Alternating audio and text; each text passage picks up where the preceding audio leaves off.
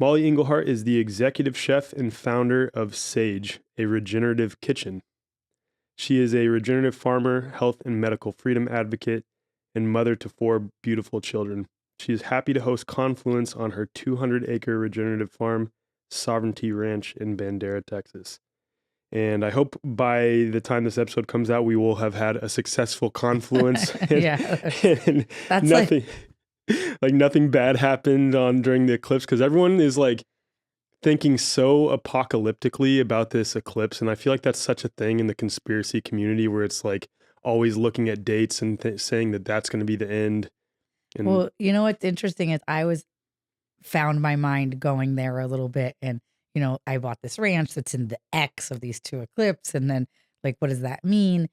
And then I was like, well, the good thing is we'll be there on the ranch. My mom's coming, my dad's coming, my stepmom's coming, my mom's twin sister is coming, my brother lives there. Like, we'll all be together, and so Right. we'll figure it out. That's exactly what I've said. I was like, too. if I have to be with a group of people, and the shit hits the fan, at least my people will be there. That's exactly what I've said too, because it's like a lot of my family members will be there. A lot of my favorite human beings, like on the earth, will be there. It's like if something bad's gonna happen, at least I'll be on a regenerative farm with people that I love. So like whatever, it's fine. Okay, but hopefully this episode is released and that didn't.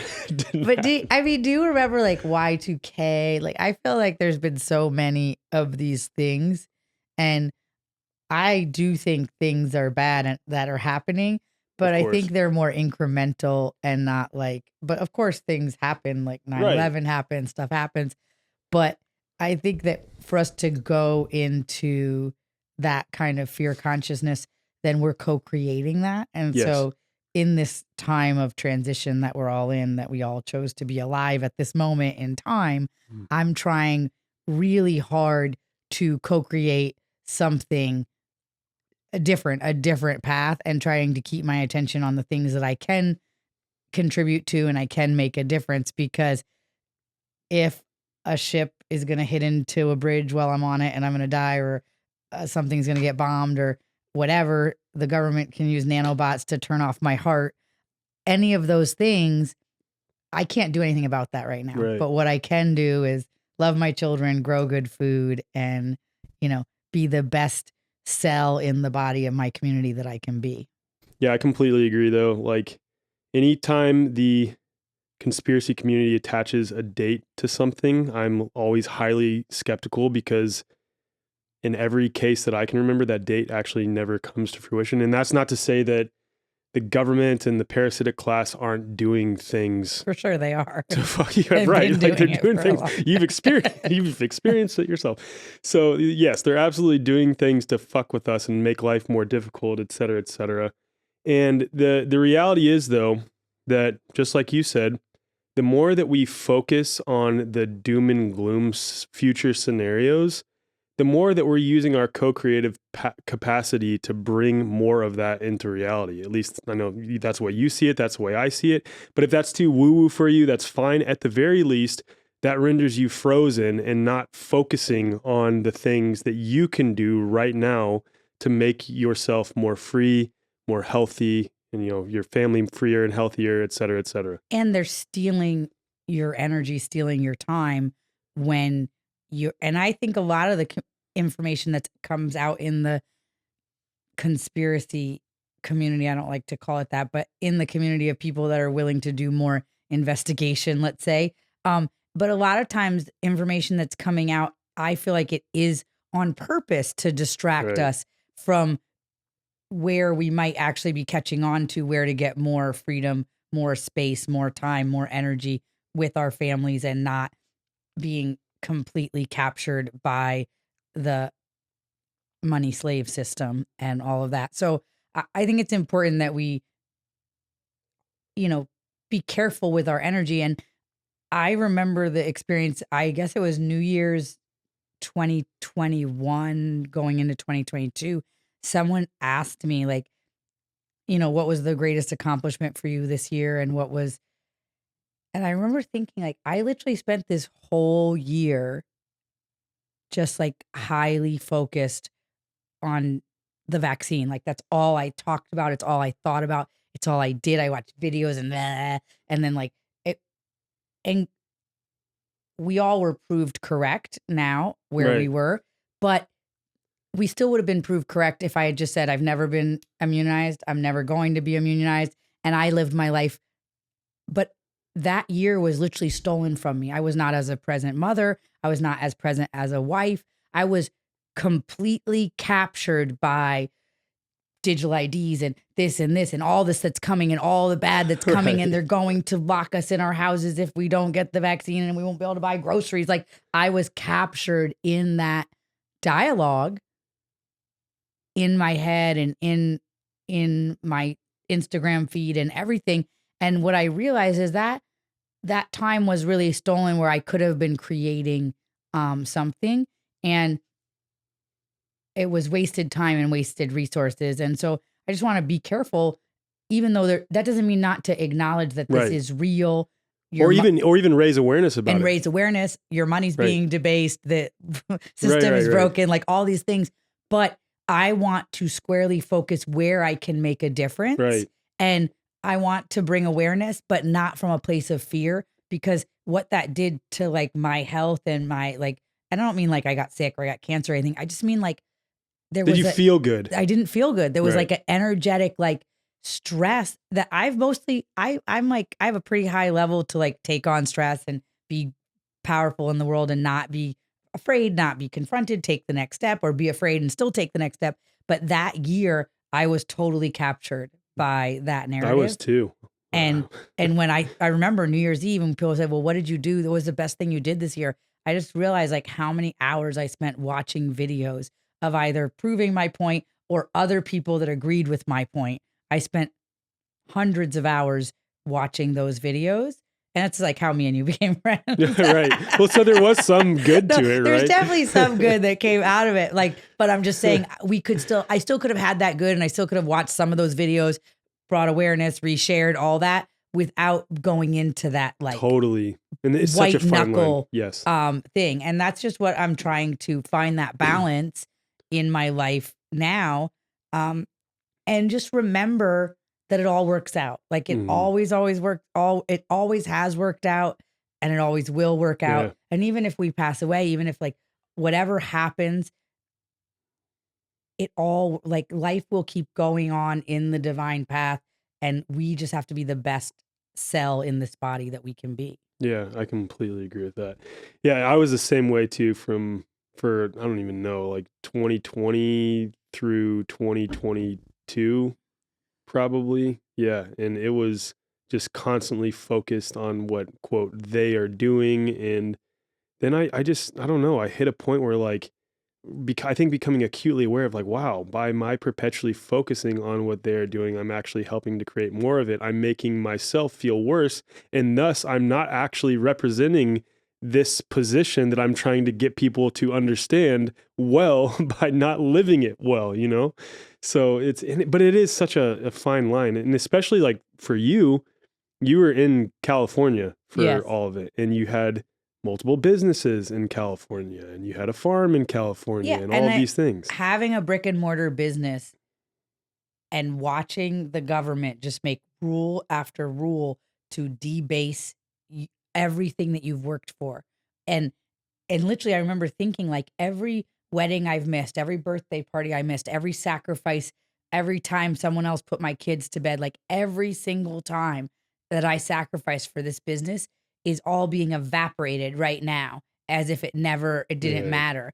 And it was crazy because there was nothing, it felt like there was nothing I could do about it. And people would be like, oh, just start a PMA. And I'm like, literally 50% of our business is on like third parties. That's where it gets tough. All this stuff. And that's so where it gets really tough. The way our society has shifted to this convenience world, there was no way for me to like, every single person that's going to eat a burrito has to sign an affidavit of knowing. Like it's a little bit like too much. I just want a burrito. I just want a burrito. Okay, we have to be part of our private membership club. You have to sign an affidavit of knowing, and there's no health department, blah, blah, blah. And so people would say these things, and I'm like, I'm just in it with 350 employees. Like, okay, that's a great idea for next time I start a business. Or if I was a doctor, or if I was something where you already came in and signed paperwork when you came in, but it's not I couldn't see how to make that work. And my own employees were calling the health department at OSHA and saying that on you, on me, oh my I'm like God. pregnant and like not vaccinated. And they're like, my boss is putting me at risk and you need to come in. And then, God. but then it wasn't like a real violation. There was nothing they could do about it. They could just come in and be like, we recommend. Okay, great. Thank you. And or say, we're not, I said, you're saying that no employees can be in the restaurant that aren't vaccinated, or you would like me to keep track of who's vaccinated. I'm not an employee. I'm the owner. And like, are you saying I can't be in my own business? And then nobody could give me that answer. But I also couldn't, people say, well, you should have just given them the finger and stayed open. Well, everybody in California was in the PSYOP. So my own employees felt afraid. Right. And I don't blame, that's where it's tough and when I you have don't employees, blame, you don't get it. And so I don't blame them, but I have 350 employees. I cannot expect them to have the same mindset as me. I do not have the same mindset as them. I'm 40 something. They're ranging in ages from right out of high school. Some of them graduated high school during the pandemic, like, which is a whole thing. And so they were completely of the mind that I was dangerous. That they believed that as much as I believed that the vaccine was dangerous. I remember talking to one of my employees, and Kate, and I said, and she said, I said, but you know me, like, you know that I care and you know what is important to me. And she said, I don't know if I know, because it seems like you would put my health. And I was like, and I said, I want you to know that I'm fighting for your health and everybody else's health. And you think I'm working against your health. And we both actually are fighting for what we think is best for our health. And so, and I said, and right now it's the vaccine and you think I should get it. But tomorrow or the next day, it could be something else. And you would not think that you may not think, and I may think you should get it, but I just don't think anybody should get to tell us what we do with this skin bag that God has given to house our soul. That, like, I have dominion over this, that is housing this vessel that's housing my soul right now. Yeah. And so, I love my employees. Like, I've worked with them I'm like the kind of boss who works every single day in the restaurant for 13 years. Like, it was really hard to and nobody ever cared that I wasn't vaccinated until nobody probably even knew or asked me. Like, I've never been immunized. Yeah, you've never been vaccinated. I've never been vaccinated. So it wasn't like a new position. It was weird. Like, and I always thought it was kind of a democratic position. I mean, I felt my parents were pretty liberal, but looking back, I realized they owned businesses and they did vote like more conservative for the benefit of their business or whatever. But I have like hippie parents that were, we were organic farmers. And well, you tend to like places like Washington, California, Colorado. I grew up in New York. Yeah, New York tend to have healthier looking people, like people who just seem to be interested in health, and then completely are indoctrinated when it comes to pharmaceuticals and things like this. But they care about organic food, which is like, that has never made sense to me. It's never made sense. Right. You don't want your food to be genetically modified, but you are fully okay with you being genetically modified. And I'm like, I remember like being like, I just don't I just don't understand. No, I don't get it. And it's not the like new, at least in my world of like the hippie world that I understood. But then all of a sudden, like all the Topanga Canyon hippies and all that, like just went the other direction. I was like, oh, weird. But I grew up like my mom never took me to the doctor unless I broke something or something. Like, I never went to like well checkups, like never immunized. My mom was all like, just pray on it, like put some comfrey salve on it, chew up some plantain that she found in the driveway and smush it on it. Like, I mean, my mom was like very young when she had me and I think she was like ahead of her time for sure, but not concerned about germs, not concerned. She wasn't like, wash your hands, it was just whatever. Right. And so, but very strict about food, very, very strict. Like I would go to the kid's birthday party with my own like oatmeal raisin thing and not be allowed to have we the do cake. that with our son right now. Honestly, I can't even say that we don't. Yeah. And so I don't do that with my kids because I was the kid that had to have the weird oatmeal thing. Yeah, we should probably reconsider it a little bit, but yeah. But I believe that the greater health that my mom gave me and Ryland by doing that, we don't have any allergies. I don't have seasonal allergies. I don't have any time of year allergies. I don't have eczema. I don't have skin conditions. I don't have You just had your fourth kid at age 44? 45. 45? I'm going to be 46. You're going to be 46? So yeah. I don't know if I was supposed to say that. But. Oh no, it's fine. Fourth kid at 45, and my husband's like trying to get another one out of me. So we'll see. But I believe that fundamentally is a platform of health that they gave me. Right. And to grow up on a farm eating dirt, microbes, and like, sure, I got pinworms once or twice because my mom wasn't big on washing my hands or whatever. But the microbiology overall that I got indoctrinated with, or not indoctrinated, but imbued with was from the earth. And I think that, and then not altered by pharmaceuticals. And I've only taken antibiotics maybe 5 times in my life. Wow, that's incredible. And then you're working with soil so much that it's giving you the bacteria that you need after you've taken the antibiotics. But let's go back to that, to your upbringing, because I don't want to cover the whole thing because I know that you've had such an interesting path. Like you've done so many different things, but let's start with, you grew up in upstate New York and you grew up around sort of like hippie farming community, right? Yeah, I grew up outside of Ithaca, New York. My dad had an apple orchard, and my parents bought this land. My mom and her twin sister married my dad and his brother.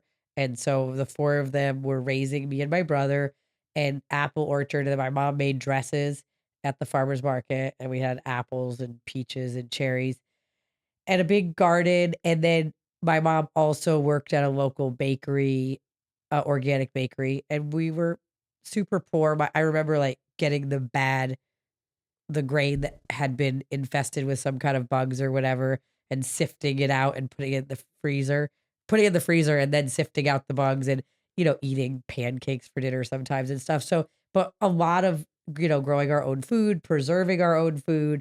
And eventually my mom's clothing company became super successful. It was in Bloomingdale's and everything, from these dresses that I didn't know that. Wow. Okay. It's called Flax, Flax. It's still around. She doesn't own it anymore, but it's a linen clothing company for middle-aged women. Wow. And so she created this company, and I watched my parents create something from nothing, which I think is the most powerful gift that they ever gave me, because I believe that you can create something. You've done that now multiple times too. So yeah. But I believe, but I realize that so many people, well, everybody actually, at least in the United States, I don't like when I say a superlative thing and then someone say, well, in sub-Sahara Africa, okay, I don't know, because I only you can only speak to what you know. I can only speak to what I know. But here in America, I think mostly people are in their own way.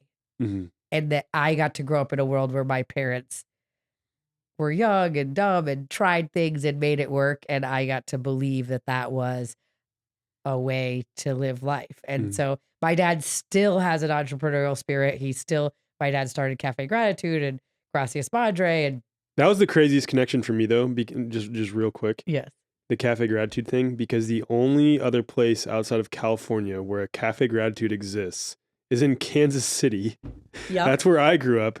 And when we became more holistically minded, you could say, we went to Cafe Gratitude all the time. And then when I met you, when I was invited to speak at an event in Orange County, and I don't even know how this happened, but we ended up at your farm. Rob Reiner. Visit. So then I ended up at your farm, and then I made the Cafe Gratitude connection. I freaked out. Like, that was so crazy. And Ben Tapper, I had just donated like $1,500 the day before to his film that he was working on, and he was like, "Oh my God, how am I here right now?" Right? Yeah, it was so cool. Serendipitous. So yeah, we've all been really entrepreneurial minded, and I think that's the greatest gift.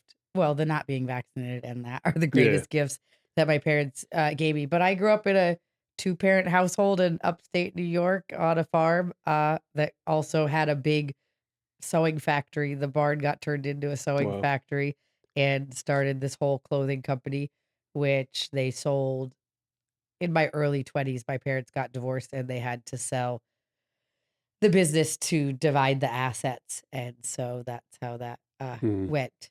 But my mom is now living in Hawaii and my dad was living in Northern California, but succumbed to the same kind of bureaucracies, and he sold his beautiful farm.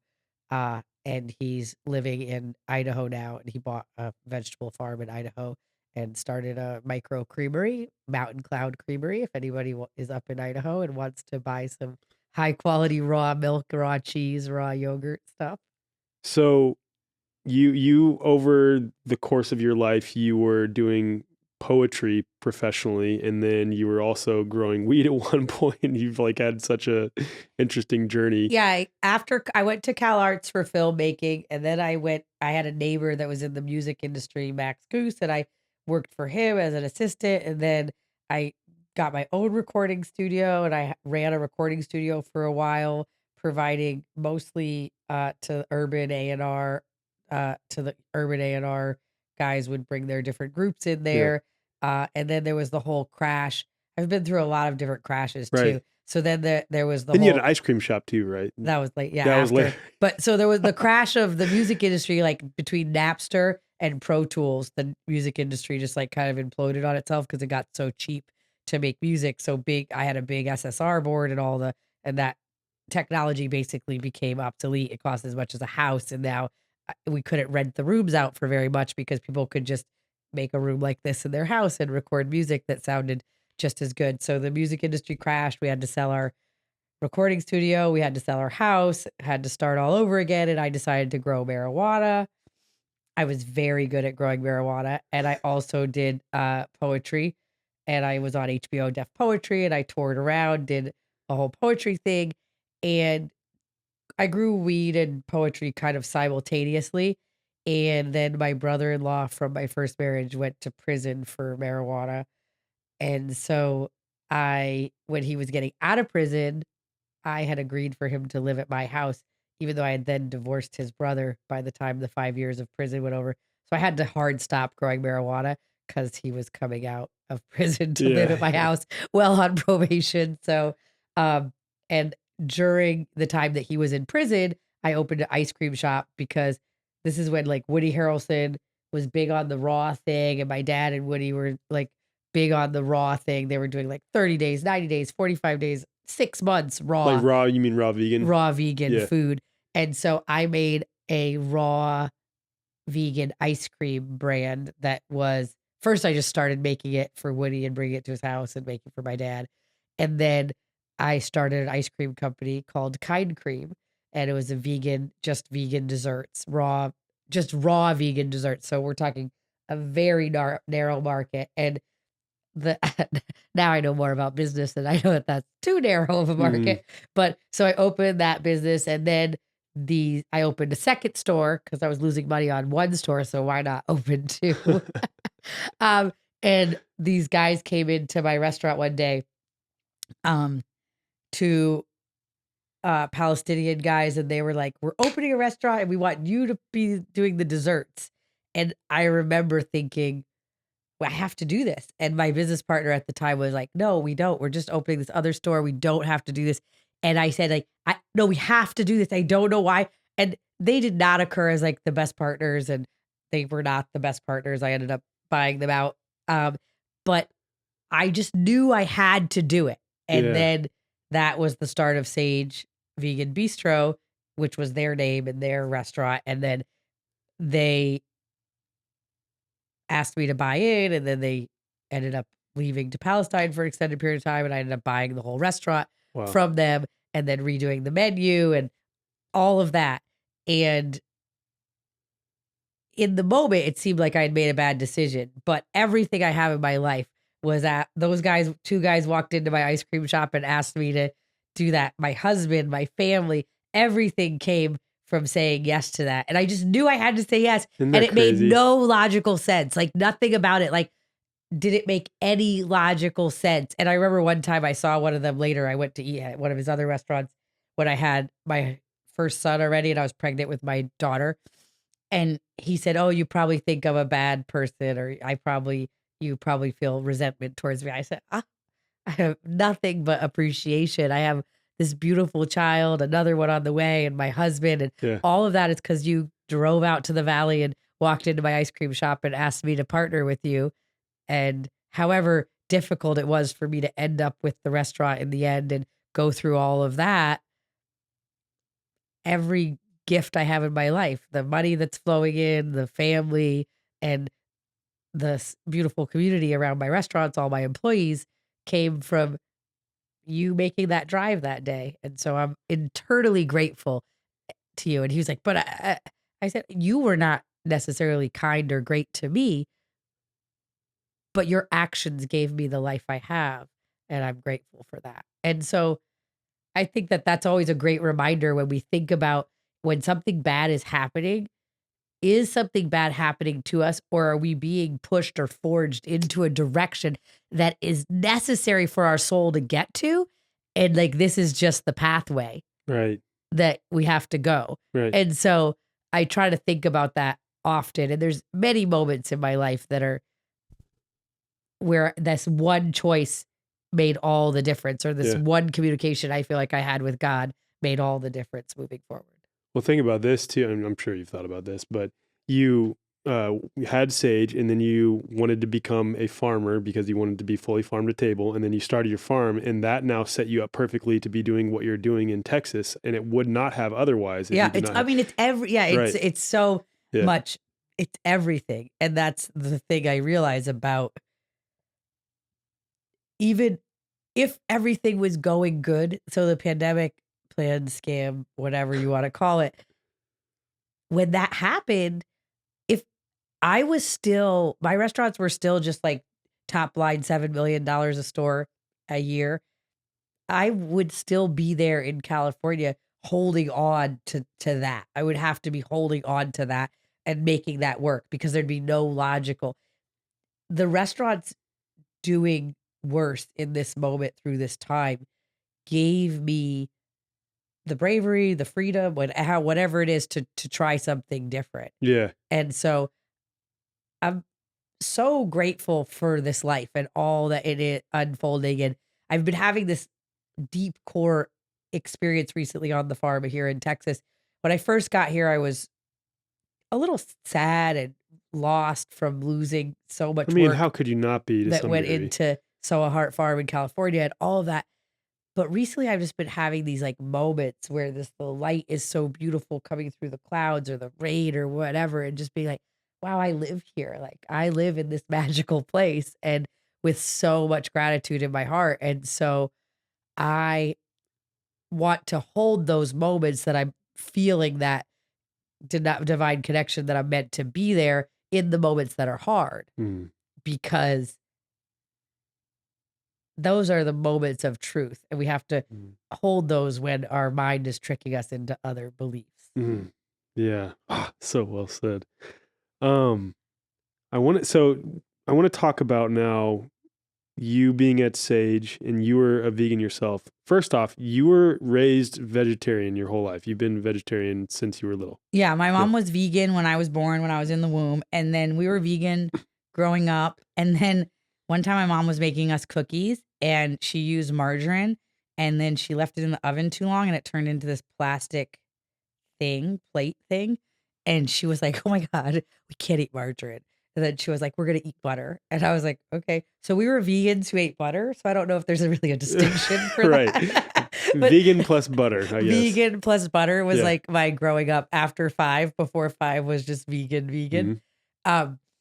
But your mom was fully vegan when she had you. You were vegan up until age 5. You were completely healthy. Yeah. Right. And see, this is such an important point because on both sides of the dietary extremes within the holistic health community, people will always say that you can't be healthy eating the way that they're not currently eating themselves. So this is my way of measuring things. If anybody tells you that there's only one way to do something, then it's a lie. They may not know it's a lie, but it's a lie. If there's one way to God, if there's one prescription for everyone, there's one diet for everyone, there's one way to live for everyone, that's a lie. And so when someone is on that, like, no, right now, it's the vegans are one extreme, and then there's the no vegetables people. Yeah, carnivore people. All vegetables have poison in them. Defense chemicals. My adopted oldest son is on that right now, just like hamburgers and maple syrup. It looks fun. Like, I don't know, like that's fine. But I think we have to recognize that we're all beautiful snowflakes, fingerprints of God, and that there's going to be a variation in what feels good in each of us. Mm-hmm. And there's going to be varying degrees that we're in touch with what feels good for each of us. Mm-hmm. And so I say that if you're not in touch with what feels good in your own body, and there's lots of people that are not, like right. We've just separated our mental, like we're our physical being from our mental being to survive whatever traumas or whatever.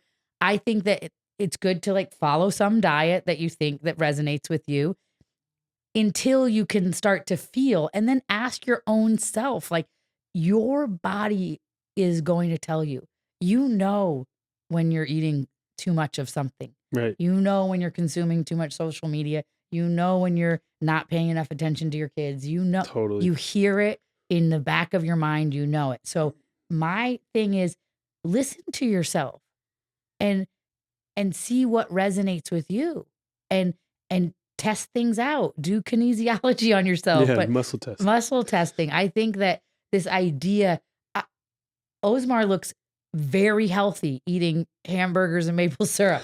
He's crushing, right? Crushing. Yeah. He's like all muscle, like can wrestle down a sheep and shear it, like no problem. Like he's all, but I don't know that would work for me. My Uncle Scott can drink a gallon of milk and a box of cookies and whatever else he wants to eat every single day. And he still has the same weight he had in high school. If I drank a gallon of milk and a box of cookies, I would be 300 pounds like every day. Like I just can't do that. Right. I can't consume high amounts of sugar and high amounts of fat without gaining weight. Like it's not going to happen. I eat 2 cookies and I gain weight. Like, so I think we have to realize that we're all these unique snowflakes of God and that we all are going to have different things. And if you look at all the indigenous cultures around the world, there's different foods that are available. This is the whole point. And they are all, you can look at the Weston A. Price research and other research where you see that there's people that are poking a cow in the neck and mixing it with milk. And that's their primary diet. I don't think it's humane. I don't think I'm no judgment on what I'm saying is, but fully formed, perfect teeth, no braces, no cavities, no whatever. You go to another country where sweet potatoes, some kind of yams is the primary source of their diet, and they're fermenting it and they're this and they're that. And they got 50 different ways to eat yams, and animal protein is 10% or whatever. Right. And they're healthy, perfect teeth. You go to Alaska or up into the coldest parts and people are eating blubber, just straight fat 6 months out of the year. And they're totally healthy. You look at my husband's teeth. They're all like straight and in a line. Like I had braces, and he grew up eating, not gonna like this, turtle eggs and fish, salted meat, no refrigeration. My husband there was no road to where my husband lived till 1991. So he ate corn, squash, beans, turtle eggs, fish, and meat, and everything cooked in lard. Yeah, and then people in India who have never eaten any meat and just eating cream and milk and yogurt and all of that. Right. And so and perfect teeth and jaw and everything like that. Mm-hmm. So what I'm going to say is that there's not one diet, but I do think that whatever microbiology is in your environment is supporting you to eat, to biodigest everything that is in your environment. Well, it makes sense too, because people were so connected to the earth at those different times that they knew they literally had no choice first off, but they knew that they were just supposed to eat what was available around them to eat. Like, that's it. That's what they would do. What they could cultivate in some places that would try to cultivate, or what they could hunt for, or what they could forage for. That's what they would eat. Yeah. And we were just talking about this before. The thing is, like, you could look at all the different ways that people have survived in the past. I believe that the reason Northern cultures have dominated Southern cultures, Northern India dominates Southern India, Northern China, Southern, Northern Korea, Southern, North America dominates South America.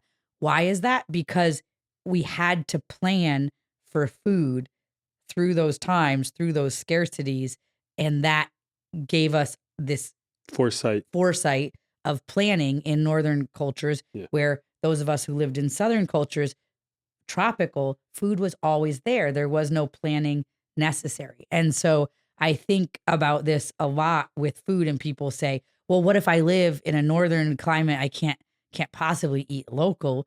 Well, yeah, you can. You might not want to with the resources that we have now, and you might want to have a tomato year round. It's hydroponically grown or whatever. But the reality is you can, and we have had to prepare food through the year for all of history of humanity, and even when we didn't have refrigerators. So, I mean, canning. I grew up a vegan in upstate New York in the 80s.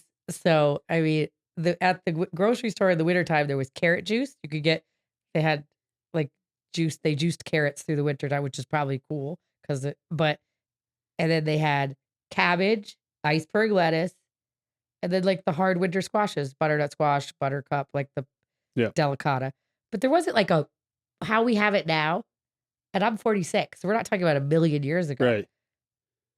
But you go to a grocery store now, it's the most excessive, wasteful thing I've ever seen. I had someone call me the other day and said, can you talk to my cousin calls it this? Can you talk to my friend? She wants you to look at her lemon tree. She thinks something is wrong with it. You're a citrus farmer. So sure. She sends me a bunch of pictures. Looks fine. What is wrong with it? She's like, they're all different shapes. What's making them all different shapes? Oh, lemons don't grow all the same shape. We just only consume one shape. I don't know why, but as human beings, we decided there was a specific shape of lemons, which is about 60% of them grow in that shape. That's the shape that we consume. All other ones, we can't even look at them in the grocery store. Right. I mean, and so there's so much about our food system that is broken.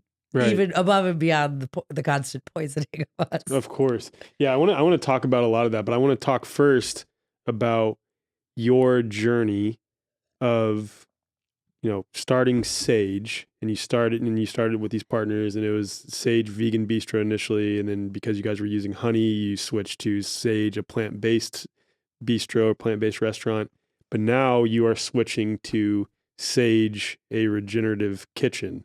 Yes. Starting today when this airs, you've just we're announcing it today. And it'll happen in 1 month. We're going to give people a month to go and have their final favorite buffalo cauliflower or whatever their favorite dishes are.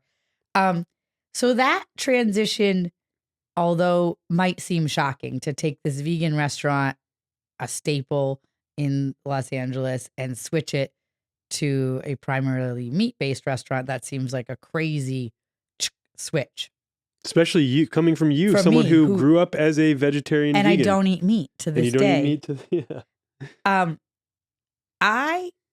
In 2013, I listened to a TED Talk by Graham Sate about soil health and the connection of soil health, human health, and carbon in the atmosphere. Carbon in the atmosphere is the third thing to be concerned about. But human health, and the density of food, all of this stuff. And in 15 minutes, he took this kind of apathetic person, me, living in a subdivision in Los Angeles, kind of doing my part, drove a hybrid and brought my little bags to the grocery store. But I was an apathetic environmentalist. And because I basically had been programmed to believe we were all going to burn in hell and that we were the problem.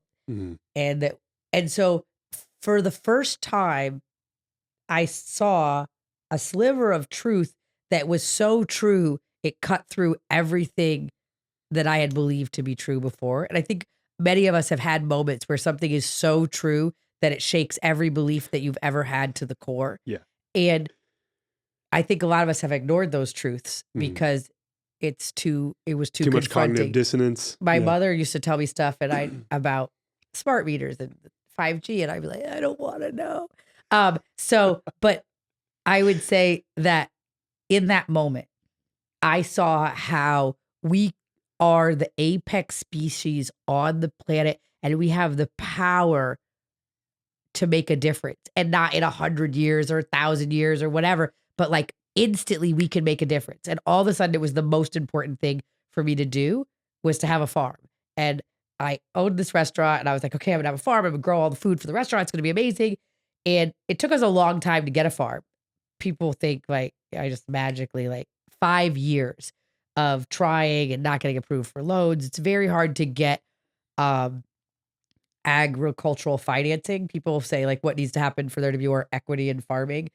We need a financial tool that allows people to buy farms without having to put 30% down. Yeah. That would give us instant equity in the farming system, like, and to be able to pay a fair price for food, that everything's not leveraged, that family farms don't have to leverage their farm every year over and over again to get to harvest. There is some solutions that are popping up too, because real quick, and shameless plug for one of my sponsors, Living the Off-Grid Dream, they help you find land for like as little as $1 down, and we know people who've had success doing it with them, which is dope, which is really cool. So there's some solutions. We need so many solutions like that. But so in that moment, I all of a sudden was just all that I thought was important was to get the compost that I was creating in the restaurants out of the landfill and get it to the farm. And I kept trying to get every customer that was rich that would come in the restaurant. Like I'd walk up to the table, you know what you should do? You should start a regenerative farm. And they'd be like the coach for the Clippers. And he'd be like, oh, interesting. You know, like, yeah, wow. Okay. Wow, good. And so eventually me and my husband got this little 17 acres of dust at the end of this road. And it was dust. I mean, I remember, I wasn't there obviously, but like, I want to emphasize that for the audience because it's so cool what you were able to do. I remember seeing the pictures. It was literally like dust. It was just dust. It was sprayed by Roundup. It was totally nothing. And in a matter of 2.5 years, we went from dust to not having to apply any fertilizers, organic or non-organic, and not having to apply any bug sprays or any kind of organic, nothing. Just everything shifted just by creating health in the soil. So then I was like a true believer, but it was like, how do I monetize this? Because I was just working this job, running these restaurants, making plenty of money, and I was using my money to do this thing. And so as I'm being a farmer, I'm realizing I had this fantasy of every animal was going to live forever on my farm. And then we plant thousands of dollars worth of trees, and then ground squirrels are eating all their roots and they're dying and everything. And then I'm like, what are we going to do? My husband's like trapping the ground squirrels. I'm like, well, what are you going to do with the ground squirrels? My husband's like, I'm going to kill the ground squirrels. I'm like, we can't, we're vegans. We can't kill my husband's like, I'm not a vegan. And I'm like, we can't kill the ground squirrels. Then I find a guy down the road that has falcons. And so we're dropping all the squirrels off at the falconria. So at least it's natural. The falcons are eating the ground squirrels. And then the guy's like, I can't eat all these grounds. My falcons only eat one ground squirrel a day. You're trapping like 20 ground squirrels a day. And then I have these sheep that we got that were going to be holistic plant grazing in the grapes. And it was going to be so awesome. And they're a special short sheep. And I'm so excited, but we don't have any grass yet. And I bring them to my neighbor's house to graze on her grass. And I'm so excited. They're out. I take a little video of them in the green grass. And then the next morning, I'm talking to someone. I see my uncle. I see his face. I know something is very wrong. And he's like, no, don't come. Don't go follow me. And so, because I go to follow him. And then he goes and gets my husband. And then they go to the neighbor's house and get a gun. Because at this point, I don't even have any guns. Now I have a lot of guns. But at this point, I have no guns. And they go borrow a gun. I'm like, what is going on? So I follow down with my personal assistant. We follow down. These 2 German shepherds have killed all of my sheep. Oh, wow. They got in and killed all of my sheep. And they were not bad dogs. They were just sitting there happy as can be. They didn't eat any of them. 2 were still alive. And so my husband had to shoot those. And then I watched my husband like just so amazingly jump into his childhood survival mode, and he grabbed them all and he harvested them all, skinned them all, cut them all up, called every single person he knew in his community, and gave buckets of lamb meat away to everyone that would come and get it. Mm-hmm.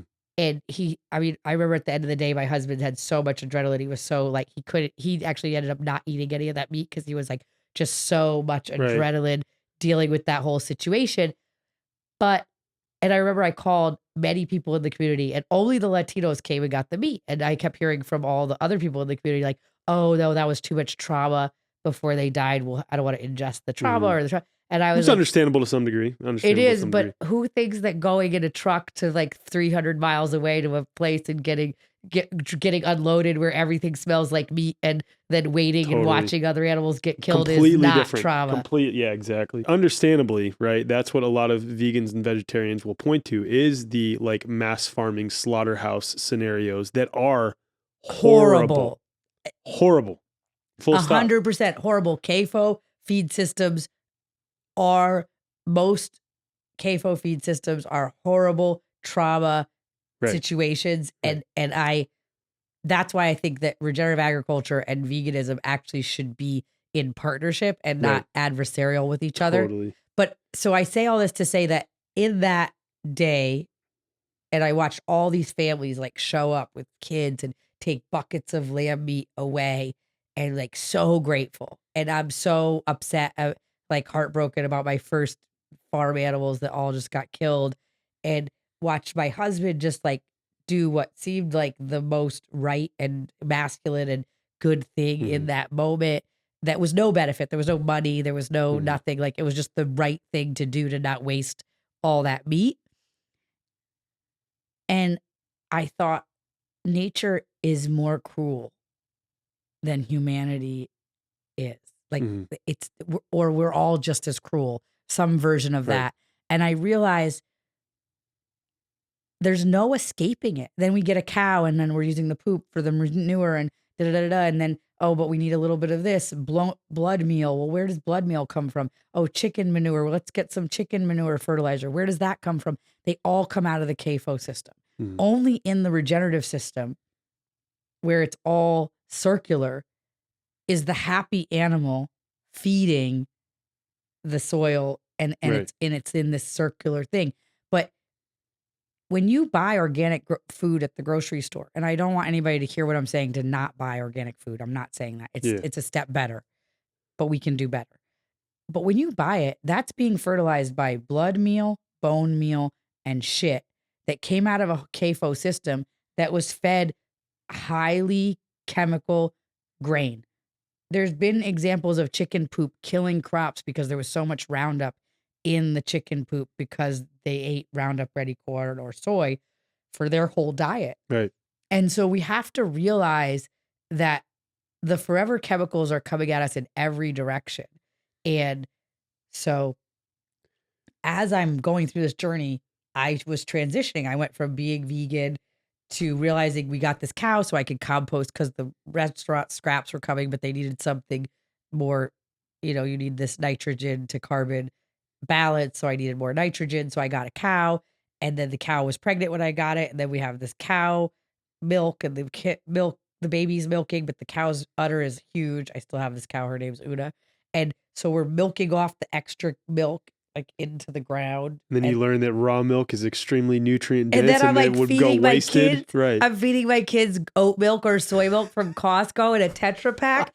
And I'm like, this is insane. Insane. My kids now call a Tetra Pak of milk like the old kind of milk. They're like, Mom, I saw there was some of the old kind of milk in the fridge. Are we allowed to have it again? No. So-and-so's visiting. They don't eat dairy, like whatever. But so I just realized that the vegan diet, unless you're living in the tropics, or exclusively growing your own food in your backyard. Exclusively growing your own food in your own backyard, but still probably need to be you need to live in Texas, California, or the tropics, or the South, Florida. But I mean, you have to live south enough that you can grow food 9 months out of the year and then store enough for the whatever it is. But a cow turns grass into nutrient dense meat and dairy. And we can't eat grass, and grass is vastly available in places that we can't grow broccoli, cauliflower. Like the idea that we could just transition all this farmland into row crops and beans and legumes and feed vegans is not a reality. So the more that I started to grow my own food and grow my food for the restaurants, I started to see, well, where is the bulk of the calories coming from? I can't grow most of the bulk of the calories is coming from grains and legumes. And I can't grow grains and legumes without tillage. And I can't have tillage without tons of impact.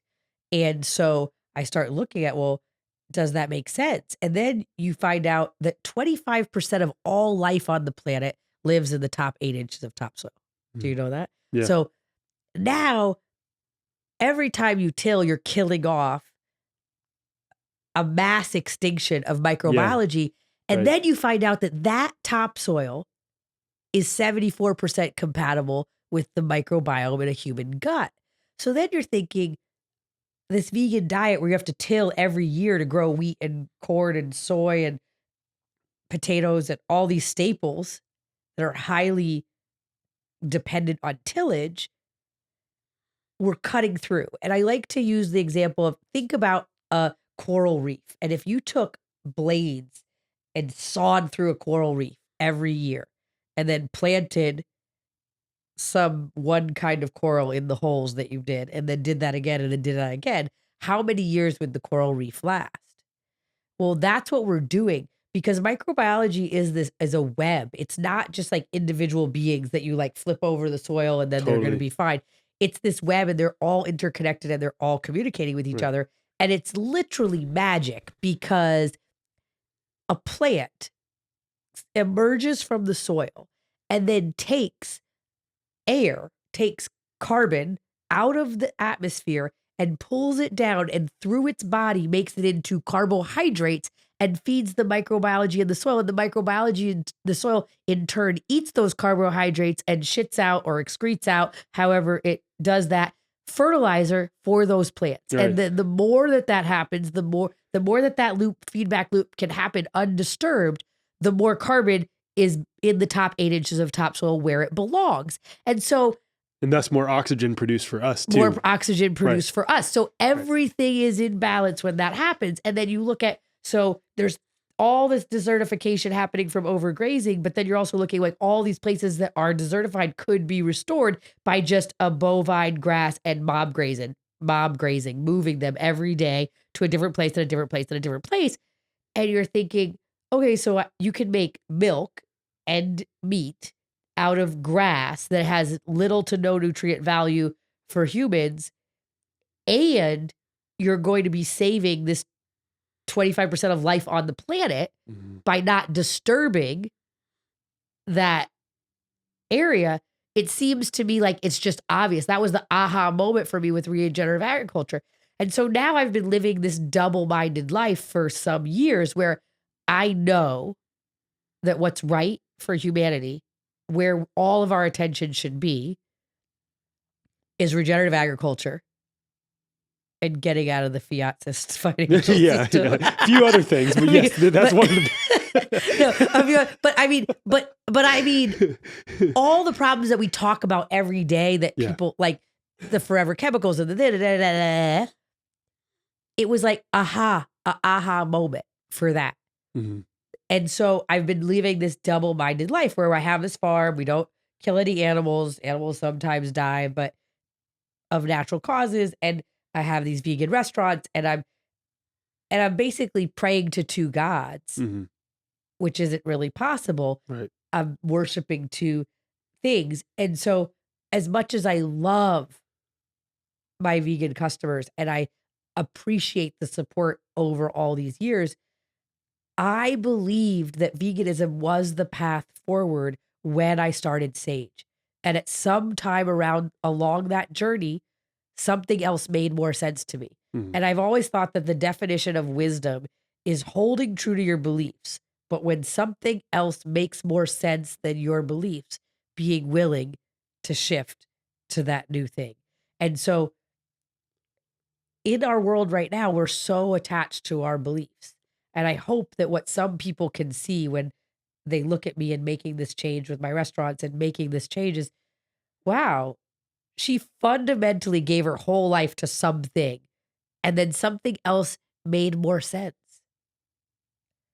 And this is not people say, oh, she's going to kill the animals for money or blah, blah, blah. She's doing this for money.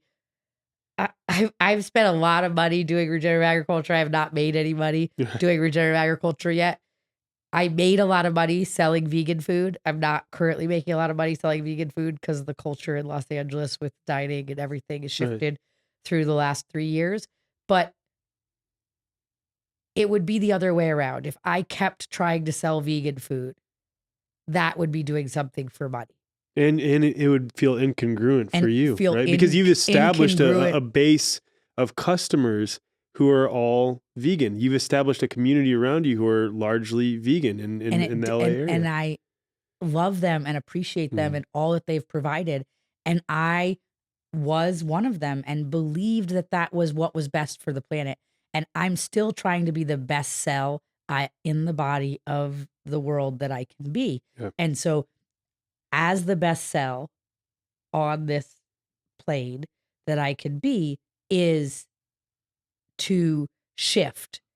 And if I keep doing Sage as a vegan restaurant, there's this incongruency and there's a way that I'm always holding back when I'm talking about animal agriculture. The truth is people are going to eat meat. Right. And there is a way for people to eat meat that completely serves the whole. Right. And right now, largely the meat that everybody's consuming does not serve the whole. Totally. And what I want is to bring awareness to that. And I want people that eat meat to be able to go to a place to eat and eat food that supports all of us. Imagine that you could go out to a restaurant and know that everything was coming from a regenerative farm, the vegan thing or the non-vegan thing. Wouldn't you feel good about that? Wouldn't you feel good about knowing they're buying the whole chicken and then making bone broth with this and making this? Like, that's the way we're meant to eat. This idea where we prioritize one part of the body of the animal and we don't eat the rest of the animal, that doesn't work. And I'm not promoting that. And I'm not even promoting eating meat. I'm still a vegetarian. What I'm promoting is that there's a way for us to raise meat that supports the planet and reversing what people call climate change in a way that's super powerful. And the reason that it's being suppressed and people don't really want to do it is because there's nothing to monetize. I'm not selling you a windmill. I'm not selling you a solar panel. I'm saying there's a way that we can farm. That's the way we used to farm that can shift what's happening with our topsoil. And I would much rather that the metrics of the health of this planet was not on the atmosphere, but was in the topsoil, because the topsoil where we are, like where we are, this is where we are. And this is the foundation of our health. People don't realize, like, if you knew the connection of topsoil, human health, gut health, and then mental health, I mean, you could take it all the way to why people are shooting up schools. Like, literally, you could take it all the way there. People want to control guns. No, let's control how healthy the food system is. Let's control how healthy human beings are. That is where we have to go to the fundamental bottom of it. And that is everything. Every bit of human health is on a foundation of microbiology. You are 51% microbiology and 49% you, or this, what did you call it? The housing or the vessel. Vessel. Yeah. And 49% this vessel. And so when people say, oh, Roundup has no impact on the human body, no, okay, it doesn't, because we don't have a shikimate pathway. But every bit of microbiology, the other 51% of you does have a shikimate pathway, and it destroys them. Mm-hmm. And so this idea that somehow this food system is serving us is crazy. It's serving us cheap food. And it's just like, if you look at like what I was saying with the money system, like if you make the food cheaper and cheaper and cheaper, you make money less valuable, less valuable, less valuable. And then everybody's just trying to consume, spend their money because it's losing value. We're all just consuming because we're not getting nourished. Mm-hmm. And so we have to go back to nourishing food, but that's going to take energy. That's going to take you and you and you and everybody to do the harder thing, to drive to get the raw milk, to go meet your farmer, to buy a quarter of a cow with your neighbor, to only grow some food in your grow backyard. some food in your backyard. To you want to be a vegan, like move to a climate where there's local food year round for you to be able to eat it. Right. But those are things that it takes effort. Mm-hmm. And we moved to Texas and not Idaho because I don't eat meat and I can grow food for a longer season here. Right. That should be what you care about with your food, should have an impact on where you live. I don't think that that's too much, but we've traded our resilience for convenience, and we're doing it every day. And you do it, I do it. I order Amazon, whatever. I get HEB delivered from the Instacart. Like we all do it to some degree. Right. But if you want people like me to be able to have a regenerative restaurant or have a regenerative farm, I need to be supported by the community. And the comparison cannot be Tyson chicken and this regenerative chicken from Big Bluff Ranch in Northern California, where every single chicken is grown for a specific customer from the moment it's put, and it lives on pasture the entire time. And all of these things, like that can't be the same as that. No, it's not apples and apples. It's apples and cantaloupes. Apples and GMO apples. If you're enjoying this episode, please consider sharing it with at least one friend or family member who you think could benefit from hearing it. You help us grow and reach more people by sharing it with those around you. Also, be sure to head to the show notes to check out our membership offerings, membership marketplace, and more. We all know that Big Ag is poisoning our food supply, and Big Pharma's so-called medicine is straight up poison. What most people aren't aware of, though, is that most supplements are also filled with artificial sweeteners, dyes, GMOs, glyphosate, and a host of other toxic ingredients, even many of the more natural supplements. My good buddy James Benefico dedicated his life to crafting the world's cleanest, most nutritious organic supplements after a pre-workout energy drink caused heart palpitations so severe that he almost landed up in the ER. Organic Muscle was born, revolutionizing sports nutrition by using exclusively non-GMO ingredients from USDA organic farms. Since then, tens of thousands of people, including myself, have leveled up their fitness and their health with Organic Muscle's award-winning natural pre-workout. There's no jitters, no heart palpitations, no itchy skin, just nourishing organic food and herb-based ingredients for clean, sustained energy, strength, endurance, and recovery. Numerous studies have shown that Tonka Ali is the most effective herb in the world for naturally boosting testosterone levels.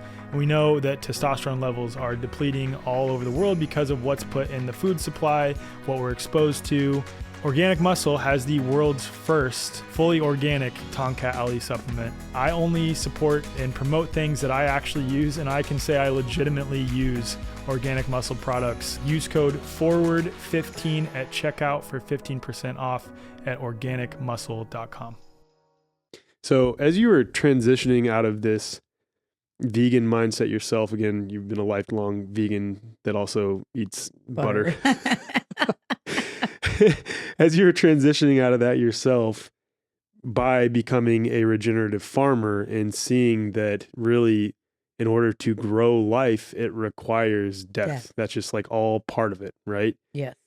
Did you come across or try to find any other farmers that were vegan themselves, or do you know of any farmers that are vegan that are farming at that scale? Like, again, there's a difference between growing food in your backyard, which I totally acknowledge is possible, and to do it fully, like in a vegan way. So I would say that veganic farming is possible at a certain scale, but not at scale, and at certain places too.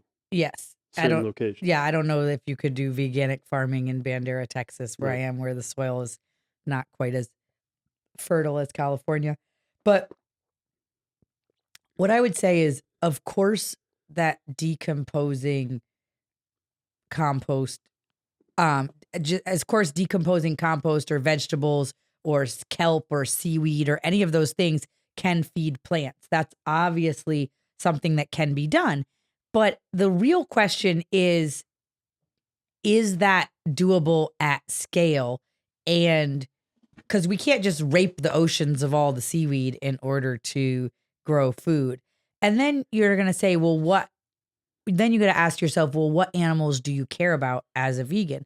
Because earthworms you have to use, I mean, your compost pile is using earthworms. I have a worm bin. We do that. But I mean, there is got to be some animal inputs. Right. And so maybe that is only earthworms if they're on a veganic system or whatever. But the reality is nature. If you go to the woods, there's trees growing and there's plants on the ground and there's animals moving through the woods. The animals are eating and pooping and dropping seeds and da-da-da. It's a whole system. And regenerative farming is really mimicking that system or improving upon that system to the best that we can. Veganic farming is really trying to restrict a large portion of nature in the way that you farm. And it's totally possible. And I think that if someone is interested in veganic farming and they want to do that, then they should enjoy that and enjoy the food from it. But to expect, I would get emails often, do you guys use only veganic farms? So I would look it up, like there's like 1 or 2 actual farms that are veganic that I know of, and they're very small scale. It's not something that could supply a restaurant that's doing millions of dollars a year in food revenue. So that's not possible. And what people don't understand when they're talking about veganism saving lives is it doesn't, because when you till a field, forget it. If you think microbiology is not real life, I'm fine to, we don't have to argue about that, but I'm talking about above that. That's what I'm saying. Yeah. Above. So there's squirrels and grouse and ground squirrel and meadowlarks and all these other kinds of animals. Right. I mean, the amount of ground squirrels that we had to kill to get our avocado orchard to 5 years old. Once it's a certain size, the ground squirrels, we can let them come back. It's no problem. It actually helps with drainage or whatever. But when they're little, they can just kill a tree. And so you're just battling nature to get to that point, right? Mm-hmm. And that's true for all row crops. That's true for every vegetable that you eat. And then every grain, you think that every grain is not being stored somewhere where they are fighting off rats and squirrels and everything like that. Every time you take an entire system and leave it fallow for an endless 4 or 5 months between seasons, there's animal loss. Yeah. And so the idea that when you're eating a diet made primarily of row crops and annuals, that you're saving lives is not true. You may be killing more lives. It's just you're not seeing them. Right. And so the privilege disconnected from reality. Disconnected. And the privilege of being alive is the reality that we're all going to die and that we're all living on death. That for one thing to live, another thing must die. That is the total truth in all of nature. Right. And so people say, well, I'm a fruitarian, fruit are freely given. Okay. But where is that fruit being grown? Where is it being stored? Right. It's so easy for someone who's like living in a high-rise apartment in freaking like Milwaukee or New York City that's a vegan who's getting pissed off at anyone eating meat to say all that when they're so disconnected from the reality of where their food is actually coming from. Because again, if you're buying fruits and vegetables, organic or not, from a grocery store or from a restaurant, that even if it's organic, if they're organic, they were fed. If they were Right. organic, they were fed by the CAFO system. exactly. And if they're not organic, they were fed by by agrochemicals, mostly from petroleum. So the question is, I prefer organic. People, I say I won't put anything on my food. I won't put anything on my plants on the farm that I won't put in my kid's mouth. And they say, oh, well, would you put pee and poop and saliva of a cow in your kid's mouth? And I'm like, You're apparently practicing urine therapy for yeah. I mean, so I think that it's totally, I would prefer to eat food that's grown with pee and poop and blood meal and bone meal than agrochemicals. But that doesn't mean the food that I'm eating there's no death involved. There is. And majority of the animals on the planet are carnivore. Like the whole system, there has to be death. You look around, Right. I was driving here and there was vultures eating deer on the side of the road. And then there's smaller birds waiting to get the pieces that the vultures didn't get. And then once the vultures get everything, the ants are going to come in and they're going to just eat around and eat it to nothing. I saw this study where they were trying to see how many people get lost crossing the border in the frontier, like from Mexico to here, because 100,000 people disappear, well, give or take, every year, where their family says they left and they didn't come back. Wow. So they dressed pigs in human clothing and they left it out in these different parts, like under a tree, like if someone had just passed out and died, or they succumb and they were in the straight sun and they succumb. They put these pigs in different places. And the longest amount of time was like 13 days until the whole pig was just gone, bones and everything. Wow. And so what's happening is nature consumes death Right. at all times. Right. And we cannot escape that. Mhm. I don't choose to eat meat. It doesn't resonate with me. But I also am acutely aware that other people it completely resonates with. I have an 8-year-old son. When he was 3, he saw some people grilling and he was like, I want that. And he just took a piece of carne asada off the grill. And he still talks about that first bite of meat. He's like, do you remember it was like perfect on the inside, like red and perfect, like crispy on Right. the outside? I'm like, no, I don't remember, honey. He was like, that was the best meat that we've ever had. And I was like, oh, okay. But so he had been vegan up until that point, and then I was clear, like he just didn't even know what it was. And he was like, I need that. Right. He just And knew intuitively. And I see that difference in my own kids as well. My daughter, like, is almost, I won't say exclusively carnivore, but like she only wants meat, whereas my son doesn't really want any meat. And then we've come to this position where we're not trying to force them to eat a certain way, and we just want them to eat healthy, whole foods, right? But we're not forcing them into this box. I have 2 meat eaters and 2 vegetarians. Right. Or Soul eats bacon. I'm a vegetarian. He goes, I'm both, Mom. I'm a vegetarian, but I eat bacon. Yeah. He's 4. I'm like, I don't think that's a thing. But I mean, and my kids are acutely aware of what it is. Right. They've seen it. They've watched the They've process. seen an animal be prepared. They've seen an animal be prepared. They've seen a hunter kill a deer. They've seen a cow be processed. They've had many different versions of death, and they know what that is. And so I feel that whatever they choose is perfect for them because they're choosing. And Rio looks at a cow and he's like, oh, I think that will be delicious. And I'm like, it's a cute like cow. Like I think it's a cute cow. Right. But he intuitively is way more drawn to meat than, my other kids. And so I think that we have to realize that we are going to be drawn to the foods that are perfect for our body. And I was talking to my husband, even in the most severe survival, whatever, my husband hates lentils, like hates them. And growing up when there was nothing else to eat, he still wouldn't eat lentils, and he will eat lentils today. Like it doesn't resonate with him. Like it's not, his body doesn't want it. And I think that we have to trust that part of ourselves. Yeah. And I think that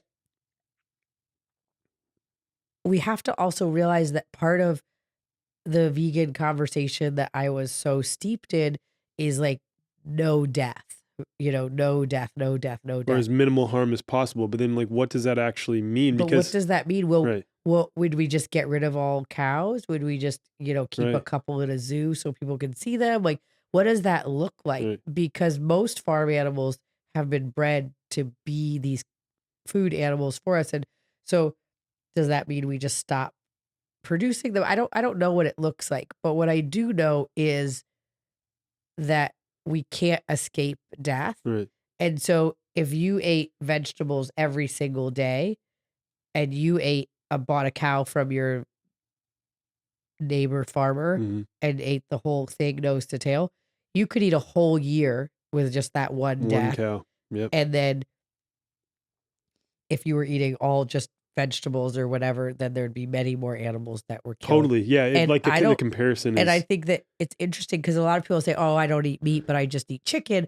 I've always thought that was weird too, because if you only eat chicken, there's much more death right. involved in just chicken or fish, the same kind of thing, because it's how's the biggest fish that you're going to eat is. Can I comment on that real quick? Yes. Because like this is such an important point that I've been wrestling with going back and forth on, because I do think there are karmic implications for consuming flesh specifically, which is why it's so important at a very minimum to bless your food and almost try to eat exclusively from either stuff that you're killing yourself or from someone that you know who killed it, right? Like from local farms who are raising like grass-fed, grass-finished, and they're living like a pretty full life, right?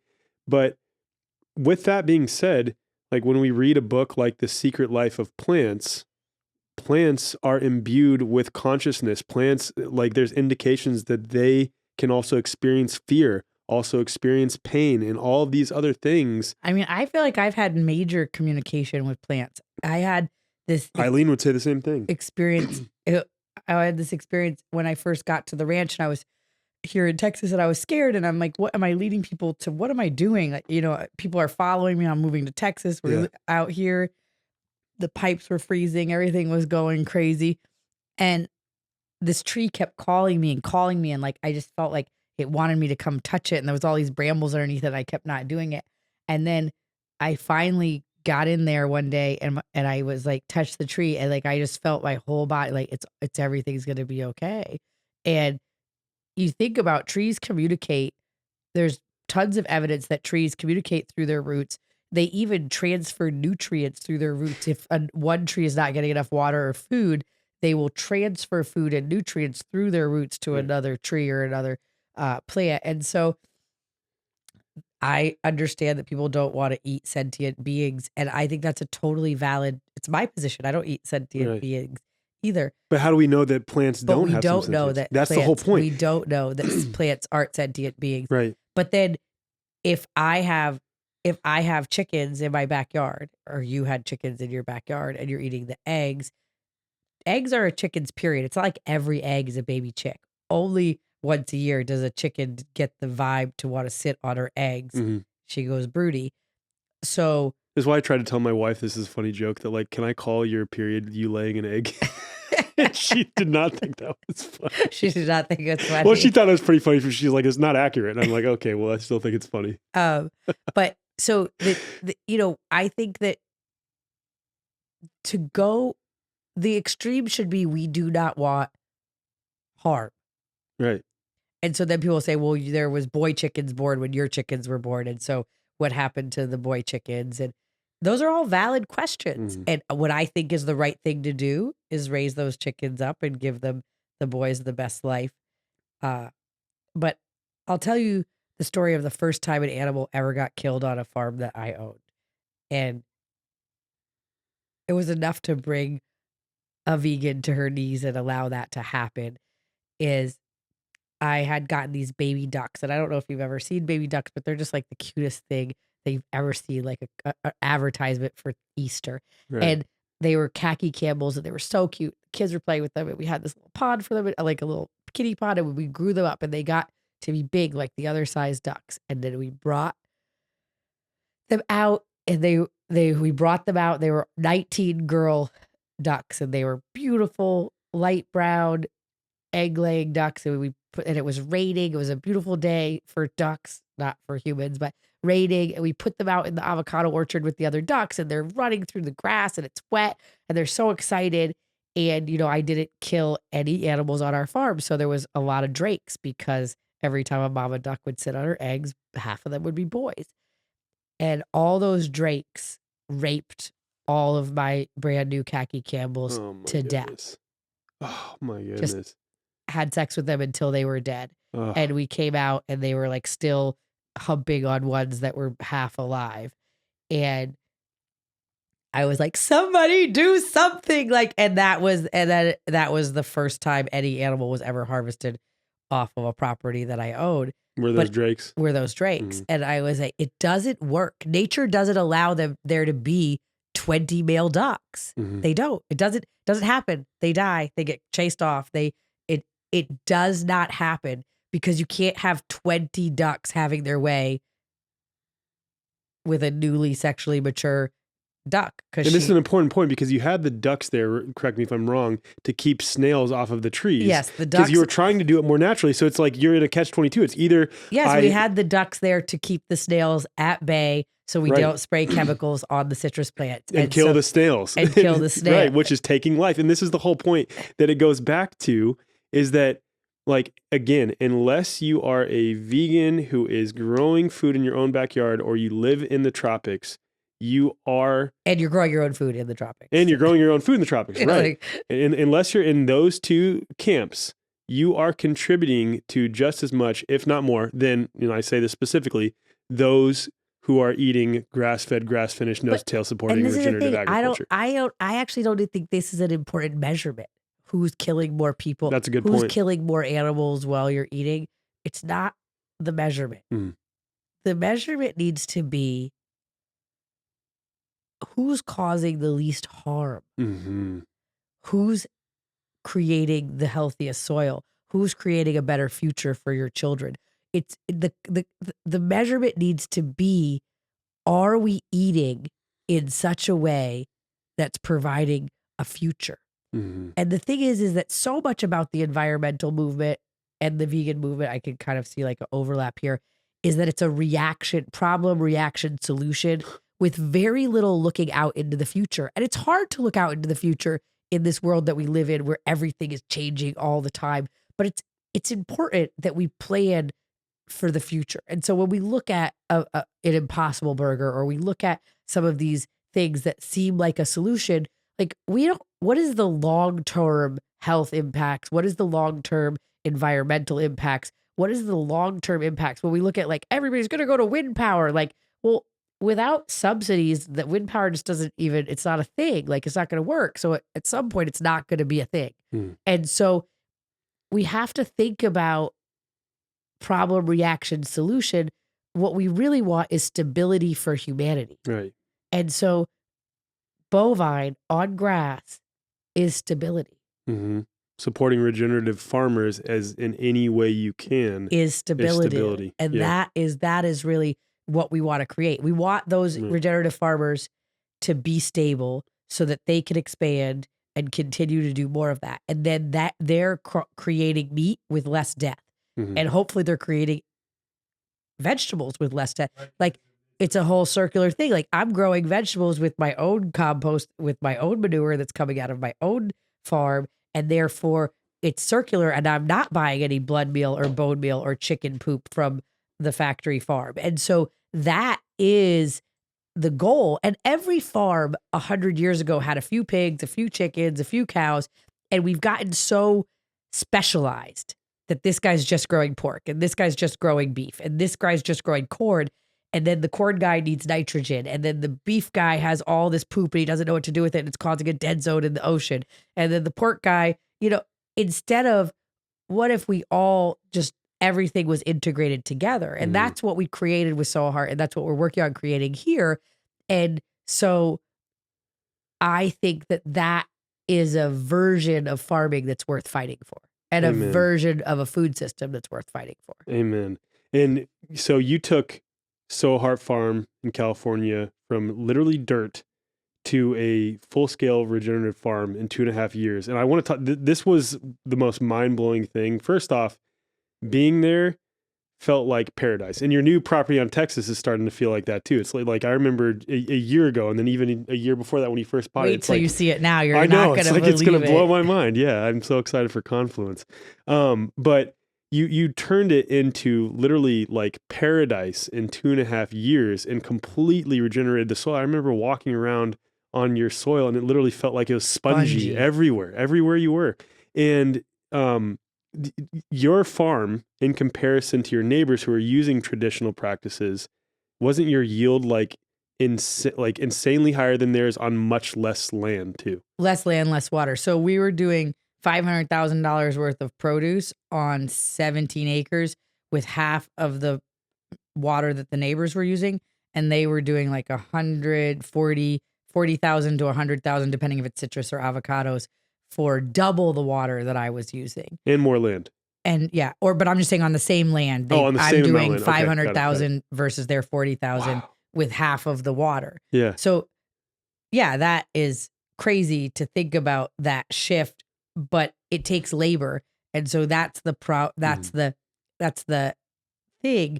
But what we have to have is people getting interested in agriculture. Mm-hmm. And right now there's a void. Like the average farmer is in his late 60s or early 70s. And the people that are my age, your age, and even younger are doing more like tech jobs and different kinds of things. And it's almost like we've lost the value in hard work. Mm-hmm. And so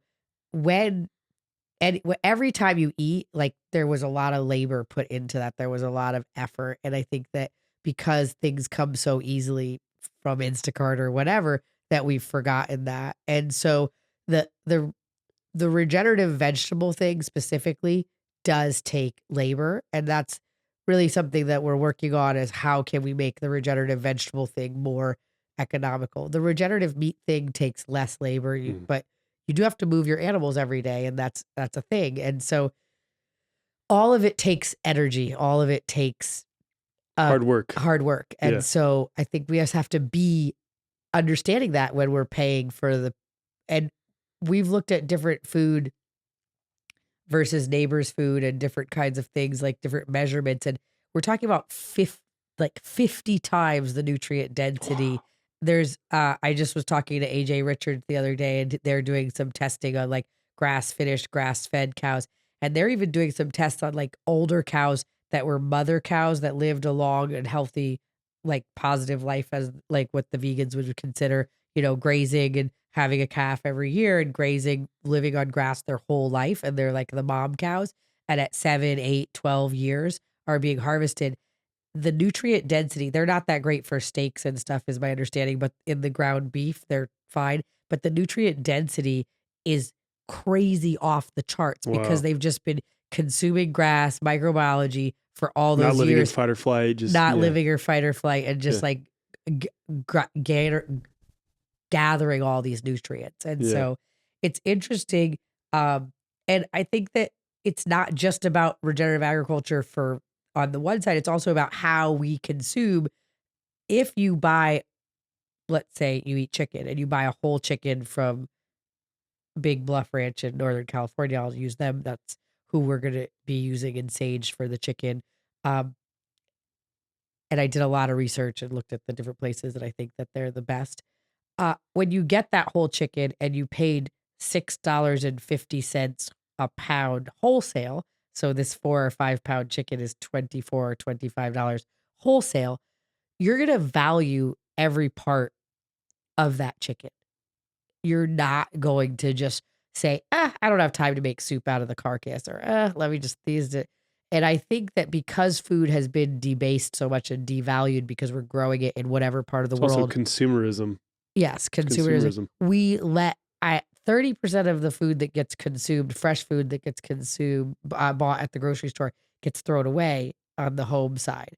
And so, and those are the estimates I've heard, but I don't know that's 100% accurate. But I know for myself, we've for sure thrown away food. We've for sure opened a pack of cheese and didn't wrap it tightly to close it. We let the celery turn wilty in the bottom of the refrigerator.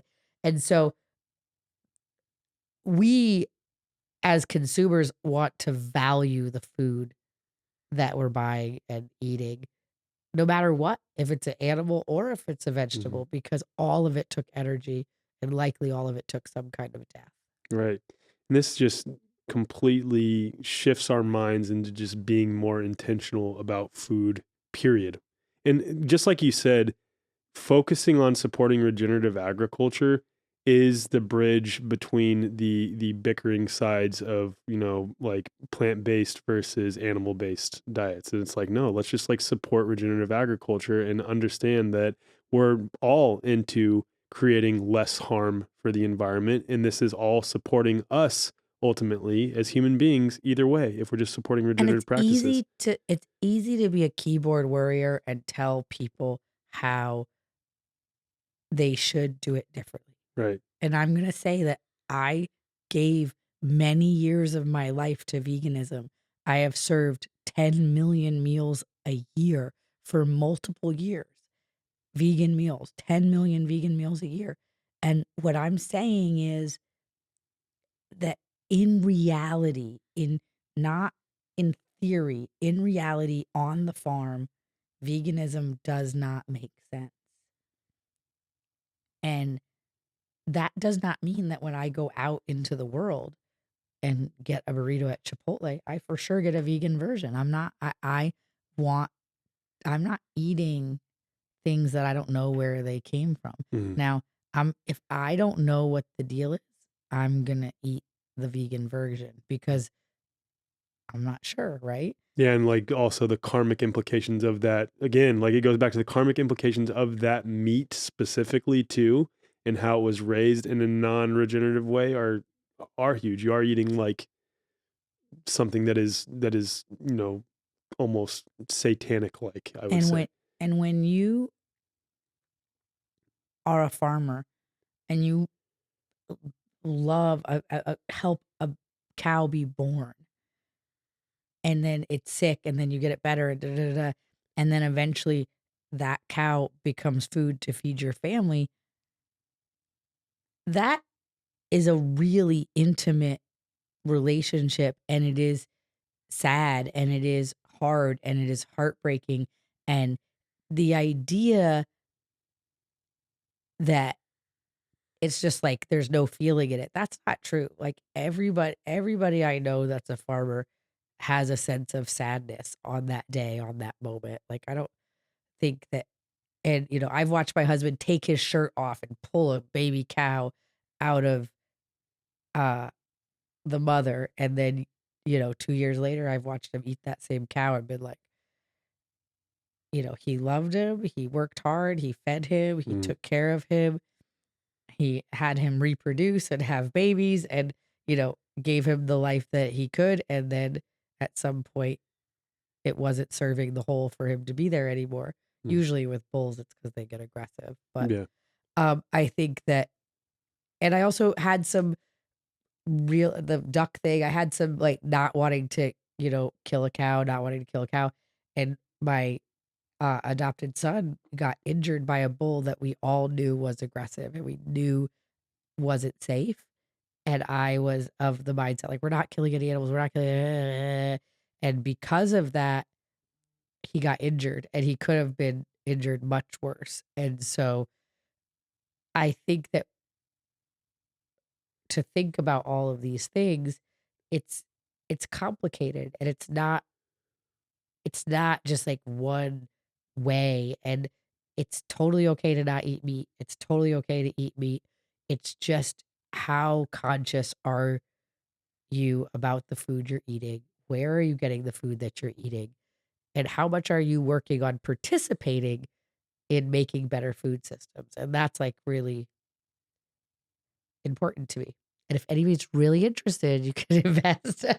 No, seriously though, like I fully endorse that, and I'm gonna make Um, sure we throw that in the show notes. Like you're looking for people who want to invest in your farm, Yep. especially with what just happened. Like you had to literally uproot your life from California and come all the way to Texas and move your whole life, and it's been a exercise in alchemy for you, in transmutation, and having to Yeah. go through something really hard again to birth something more beautiful on the other side. But you look back, as you said, at your life, and every time you felt like, wow, that sucked. On the backside of that was like, whoa, that was dope. I'm really No, happy this happened. always. And yeah, I'm joking, not joking, but it's not the farm.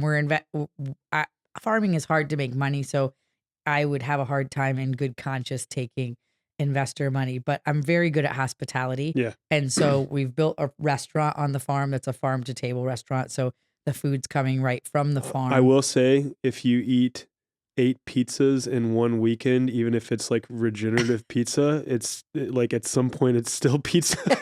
Dude, yes. that was me. That's me. At Confluence last time, I ate 8 pizzas. That's like horrible even saying that I ate that many pizzas. Yeah. But we built a restaurant and on the farm, and then we also have hospitality. We have 31 beds at this point, constantly expanding, tiny houses and glamping tents and shipping container houses. And we're just really, and now we're working on building a brewery and kombucheria. We're going to have alcoholic and non-alcoholic kombucha as well as beer. And then the grain from the beer, organic grain from the beer, will go right to the cows. And it'll all be a closed loop system.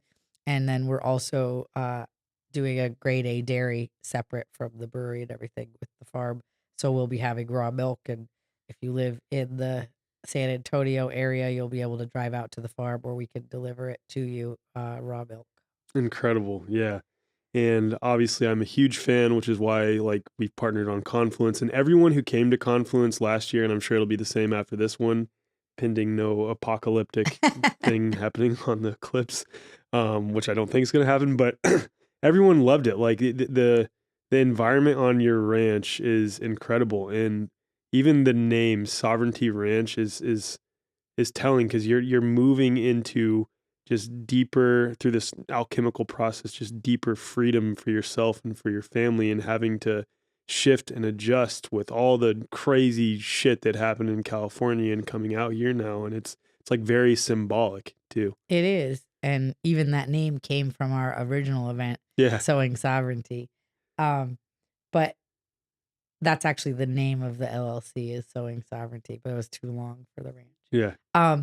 But yeah, I think that, and I always tell people too that are investing, my other investors, I say, look, it's a really good business plan for now, and it's a prep for later.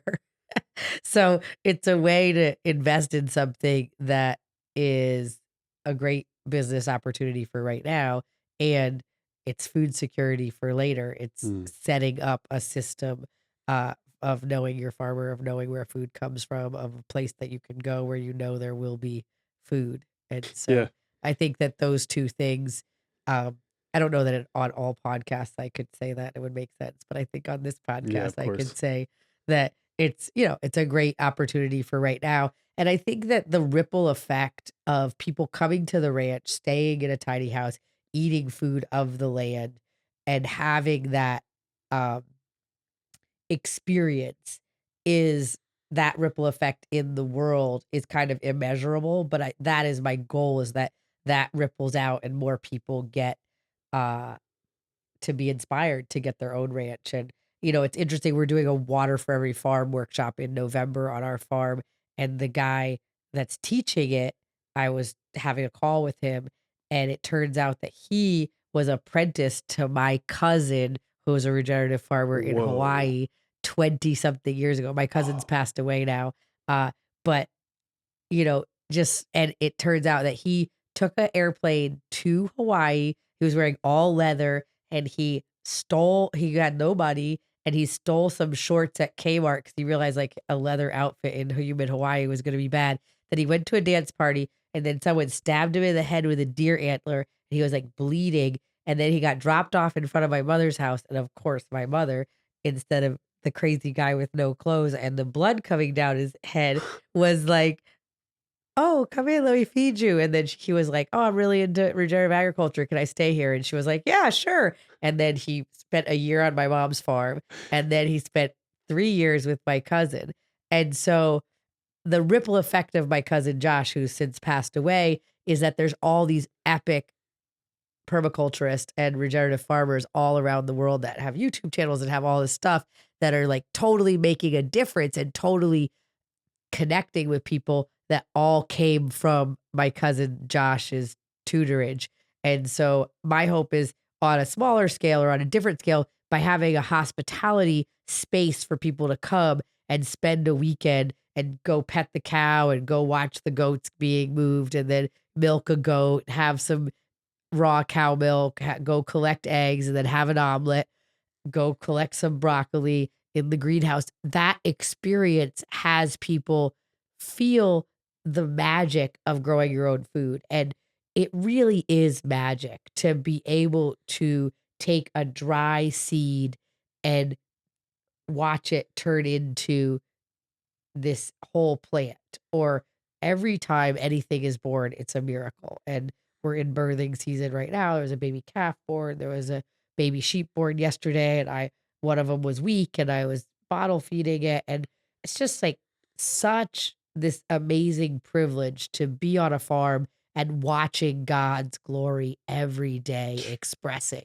And so really what I want to have by having this hospitality space is a place that people can come and be in the miracle of farming just for a moment, so that hopefully they take that home and be more committed to keeping that alive, because this kind of farming is at risk because the world is centralizing everything to control all of us. They're buying up the land, and the government subsidizes non-regenerative practices, so it's much harder for farms to switch to regenerative practices because you're not insured, you can't get crop insurance, you can't borrow money against your farm, you can't do any of these things when you're doing those transitions.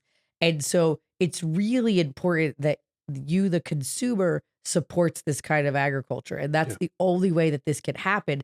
But we talk about decentralizing money. We talk about decentralizing all these different things. We talk about separating from the government and being sovereign.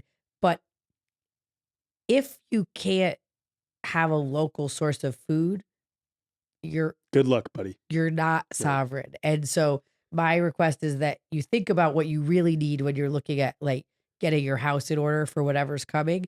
And I think that shelter and food should be up there on the top of that list. And so that's what I want to inspire people to grow food, buy land, and then if that's not in the cards for you, support people that are doing that. Well, I will say after seeing Soho Heart Farm originally, I've said this multiple times now, that's what made, we're not there yet, but we will, like Kylie and I completely shifted our whole mentality on how to live. And we were like, this is how we ultimately want to live. And, you know, we're looking at land around here, and that's what we want to do. That's like, it really does completely shift your perspective once you've experienced it.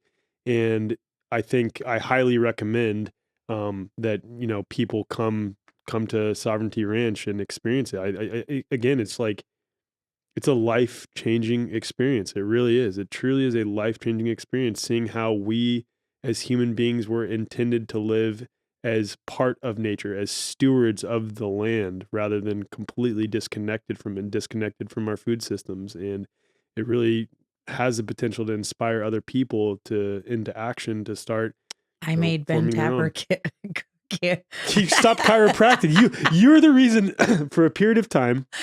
Ben Tapper stopped practicing chiropractic. He was like, Alec, I remember he called me after we went to Soho Heart. He was like, Alec, I think I'm done with chiropractic. I think I'm just gonna homestead. Yeah, I'm just gonna farm. It's like, what? He's like, yeah, dude. After I went to Mollie's property, like, just changed it really did though. It like changed my life too. Like it was. But I just want to say one thing about farming, and that I recognize that from being my life living in a subdivision with a pool and working my job and then farming, the farm, you're stewarding something. And so there's no days off. There's animals need to be fed, plants need to be watered.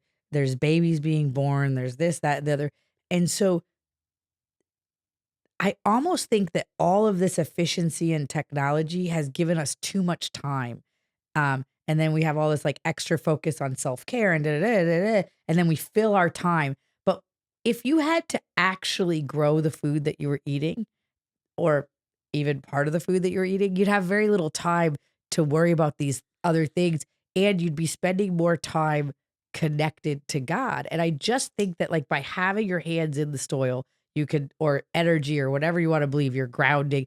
There's this Yeah, it's like a connection fad grounding. And it's like, no, it's like, this is so much deeper than this source. fad. Yeah. Yes. Yeah. But that source that you're connecting with. And I remember the first night I bought my farm in California, and I went outside for a walk, and I put Rio to bed, and I just walked around like, wow, this is my new life. And I was looking up and around, and I realized that in the city, everybody's looking down. They're looking at their phone. They're in their car. It's like, and there was like an opening of my heart and a looking up. And I realized that the box that we all are in, these square rooms and these square apartments and these square things, are containing us in a way that has us not be fully connected. Mhm. And having our spiritual self is getting neglected. Our intellectual self has so much time to collect information and very little time for our spiritual development. And our physical self can be atrophying unless we're like actively going to the gym and da da da. So you have to like do something. We've become a sedentary culture, so that you have to go to the gym to have activity. Right. And Well, like even the thought that, yeah, let's go make sure we breathe and ground. It's like human beings were always just breathing and grounding. Right? Exactly. Or But I say that myself. I'm like, it's really important that we like take time to breathe deeply and like go put our bare feet on the earth. I say that all the time, but it's like, it's crazy. That should like go without saying. That's like what we should be doing most of the time. somebody asked me what my Osmar's workout routine was, and I was like, farming. Farming, right. Farming. Well, an He lifts- anecdote on that, because you're talking about like we spend all this time on self-care when we're like living in these apartments. Completely agree. A friend of mine, Steve Falconer, has a either a farm or garden. I don't really know exactly what it is, but in Denmark, he like stewards the land, and he was having some shoulder issues, and he was like, you know what? I'm just gonna try to go like 10 days without wearing any shoes when I'm in my garden and just spend more time in my garden. And then he was like, Alec, it was the craziest thing. I could like completely rotate my shoulder just after just being bare feet on the earth, spending time in nature. It's like, that's it. There's something, that's the other thing that made me so inspired about regenerative agriculture. And this is going to sound crazy, but the first time I got my sheep into the vineyard and they walked on the green grass and were eating it or walking between the hops, I felt like, oh my God, there's something so happy about bovine on grass. Like there's just something that resonates with me so much about that. And it's to this day, it's the same thing. Every time we're moving the sheep or moving the goats or moving the cows and they get on, they're like so excited. They know what's happening. They're getting moved to the new fresh grass. There's something so happy in myself about that. And I just recognize, oh, that's the right thing. Like when we talk about trusting oneself or our guttural instinct or our connection to God, I just know it's the right thing on this very profound level. There's like an ease that comes over you, right? Yes. Yeah.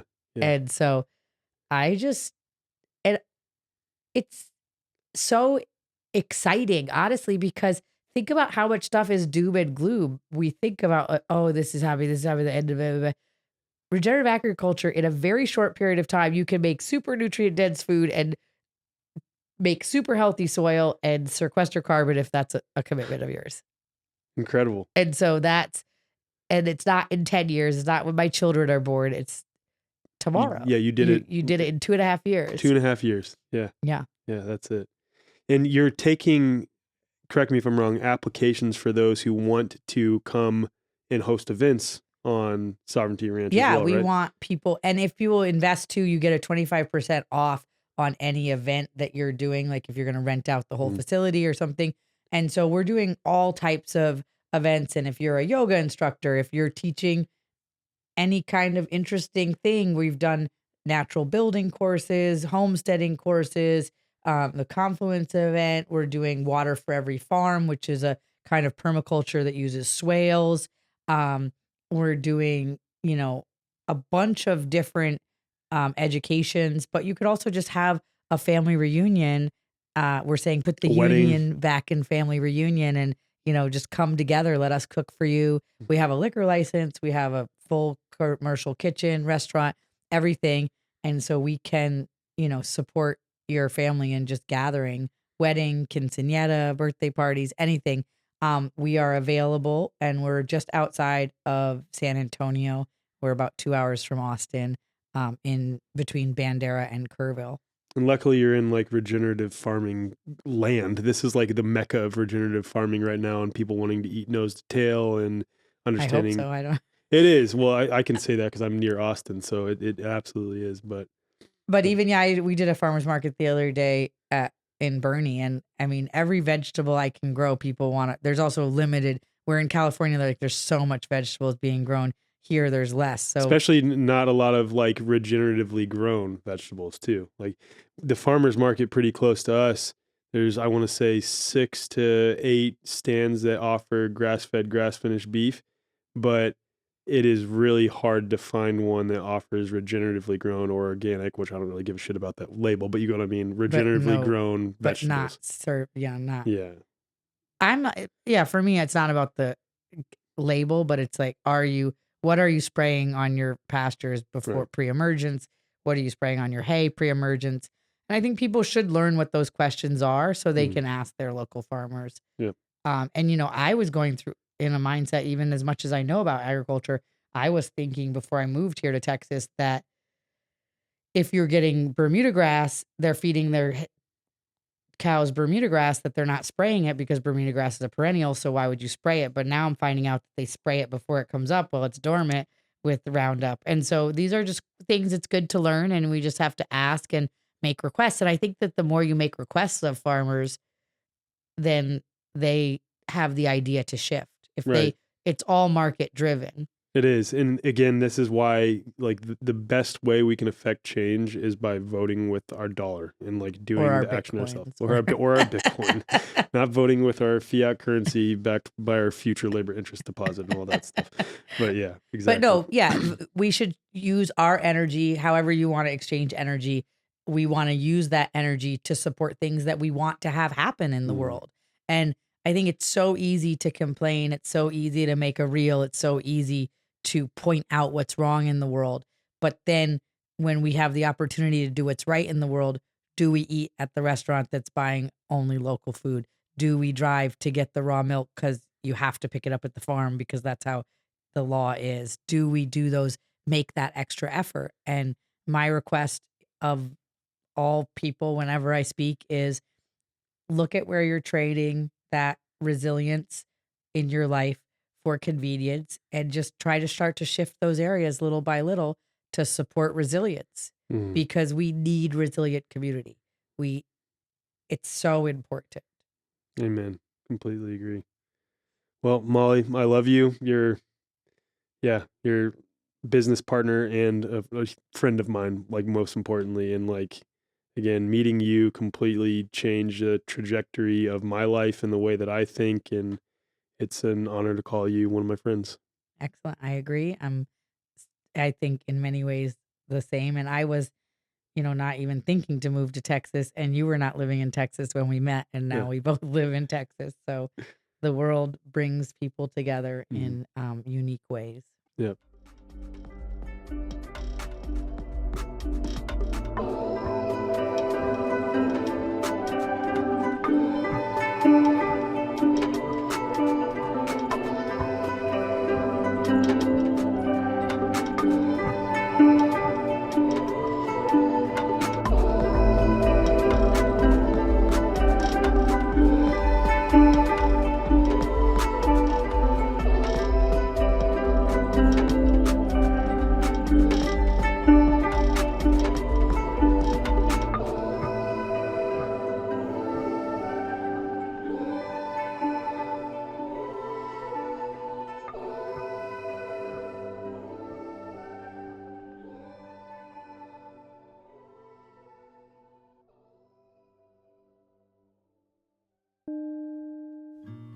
In nearly all cases with modern health systems, you're waiting months for appointments only to spend a mere 10 minutes with a doctor who quickly hands out a generic diagnosis that is likely rooted in a total misunderstanding of health and causes, and then you're offered a one-size-fits-all medication or invasive treatments with unpleasant side effects. If this sounds all too familiar, consider a different approach with the New Biology Clinic, founded by Dr. Tom Cowan, a respected natural health doctor, author, and speaker. Dr. Cowan's holistic perspective on health and wellness and a deep understanding of the true nature of health and disease sets this clinic apart. With the New Biology Clinic, it's not about quick fixes and suppressing symptoms. The practitioners take time to understand your unique story, recognizing that health is unique to the individual and that illnesses have a variety of causes, physically and metaphysically. Members of the New Biology Clinic enjoy a flat monthly fee that includes a range of valuable services like health consults as needed, practitioner-led live streams on diverse health topics, access to a members-only resource library, and multiple live group sessions every month. These sessions cover fitness, breathing integration, biofield tuning, guided meditation, EFT tapping, and much more. Unlike traditional healthcare systems that thrive on frequent visits, prescriptions, treatments, and suppressing symptoms, the New Biology Clinic's motivation is to make you healthy and keep you that way. Visit newbiologyclinic.com to learn more and use code THEWAYFORWARD for $50 off your account activation. If you're a member of The Way Forward, email hello@thewayforward.com to receive $150 off your account activation. Your journey to genuine healing begins here.